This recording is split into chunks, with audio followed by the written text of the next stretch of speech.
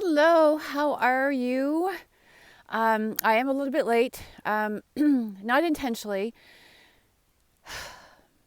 dealing with a bit of anxiety. So I went out for a walk and I'm hunkering down behind some trees because it's really windy right now. But I wanted to talk to you about how to use essential oils for anxiety. Yeah.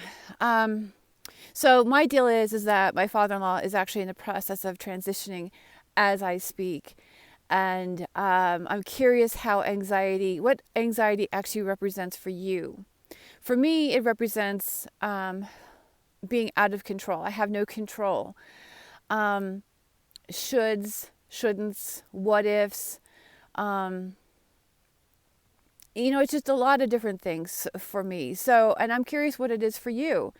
But regardless of how we define or what actually triggers our anxiety, I think it's important for us to understand that anxiety is hands down a trauma response. Now, I don't mean that in a, I'm not trying to, this is not my intention is not to take away from anybody who has suffered severe trauma. Trauma, though, again, can be physical, mental and emotional, as well as environmental.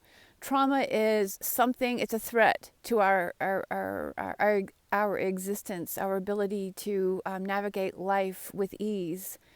That's really what trauma is, and anxiety is in fact a trauma response.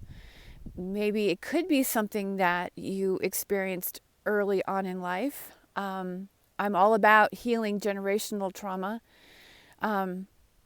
And it very well could be environmental. It could be something that you're actually in the surrounded by right now. I'm real clear that autism, we see them become anxious.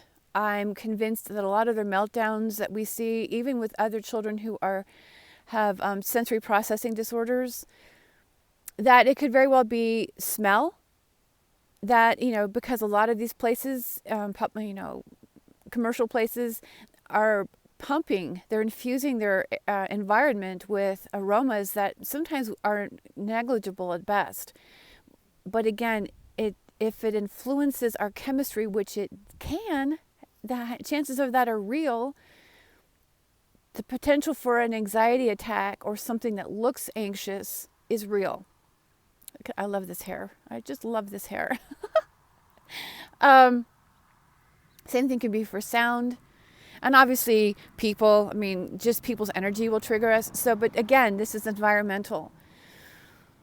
So anxiety, I feel like exists for most of us. And the reasons behind it, again, if we just sum it up as trauma, without attaching ourselves to, is my trauma worse than your trauma?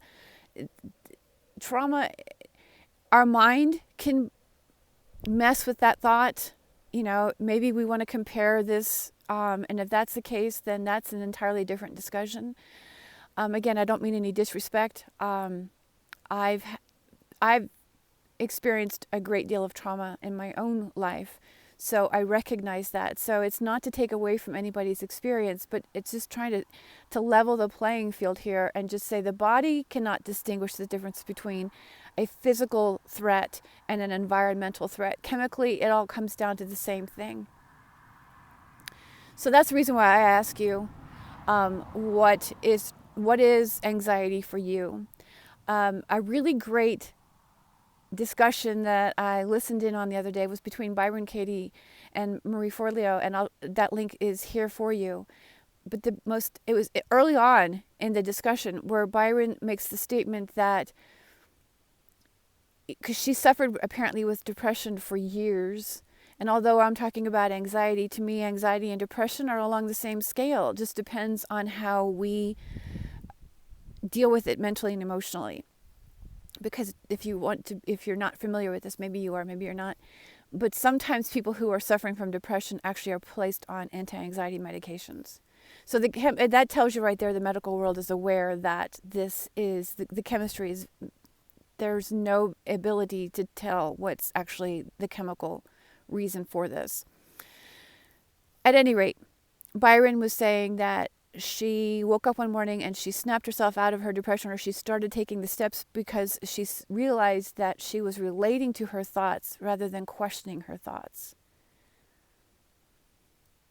That is a significant point, and I share it with you. And again, I'll put that link in here for you as well. But in the meantime, how do you use essential oils for anxiety? Well, that's what I'm going to be talking about this week. Today, I'm going to start with just being grounding ourselves. And, it doesn't hurt to be close to the ground. How to quiet those thoughts. And just ease some of the systemic distress. So, I like vetiver. I'll get a little scientific, on you here with vetiver. Vetiver actually helps to regulate the neurochemistry that begins to now level out our sodium levels, because when dopamine becomes excessively used in the stress response, sodium is rapidly flushed from the system. Well, low sodium levels will trigger anxiety. Go figure. So this is very important for people who are living with addictive type behaviors, which I'm going to put down as all of us. If you haven't heard me say this before, caffeine is listed as the number one substance used by, I think it's 95% of the world population consumes caffeine on a daily basis. Caffeine is now listed as an addictive substance. And oh, by the way, cortisol actually influences the same area of the brain. So if we're stressed and we don't get ourselves out of it, we can this is where a lot of the addictive behaviors come into play, because we keep perpetuating that addictive cycle because we keep stimulating cortisol and dopamine. So vetiver is a really good one for that.